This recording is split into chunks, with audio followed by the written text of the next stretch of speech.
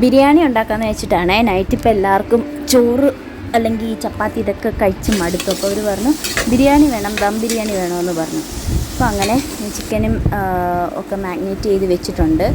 അതുപോലെ തന്നെ ഉള്ളിയും സവാളയും വഴറ്റിയിട്ട് നമ്മൾ പച്ചമുളക്, ഇഞ്ചി, വെളുത്തുള്ളി ഇതെല്ലാം കൂടെ ഒന്ന് ഗ്രൈൻഡ് ചെയ്തെടുത്തു, കുറച്ച് മല്ലിയിലയും ചേർത്തിട്ട്. അതിനുശേഷം നന്നായിട്ട് അതിനകത്തിട്ട് വഴറ്റിയതിന് ശേഷം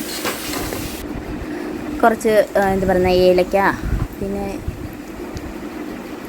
ഗ്രാമ്പൂ അല്ലേ അത്, അതെ, അതും എല്ലാം ചേർത്ത് നന്നായിട്ട് വഴറ്റി ചെറിയ കുരുമുളക്, റോ കുരുമുളക്, പിന്നെ മസാല പൗഡർ, കുറച്ച് മുളക് പൊടി ചേർത്തിട്ടില്ല, ഞാൻ ഓൾറെഡി ചിക്കനകത്ത് ചേർത്തേക്കുന്ന മസാലയാണ്. മുളക് പൊടിയും കുറച്ച് മഞ്ഞൾപ്പൊടിയും തൈരും ഒക്കെ കൂടെ ചേർത്ത് മാഗ്നേറ്റ് ചെയ്ത എന്താണെന്ന് വെച്ചാൽ നിങ്ങൾക്ക് ചേർക്കേണ്ടതൊക്കെ ചേർത്ത് മാഗ്നേറ്റ് ചെയ്ത് വെച്ചേക്കുമായിരുന്നു ചിക്കൻ. അതും കൂടെ ചേർത്ത് ഇളക്കി നമ്മൾ കുറച്ച് നാരങ്ങയുടെ പിഴിഞ്ഞിട്ട് അതിനകത്തിടും. നമ്മൾ ഈ പറഞ്ഞ പോലെ കൈമ റൈസാണ് യൂസ് ചെയ്യുന്നത്.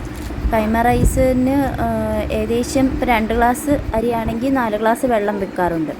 അപ്പോൾ അതിനുശേഷം ദമ്മിട്ടിട്ട് ഒരു 1 വിസിലോടെ മതിയാവും. അപ്പോഴത്തേക്ക് തന്നെ ചോറും ചിക്കനൊക്കെ വേകും. ചിക്കൻ വേവിച്ചിട്ടാണ്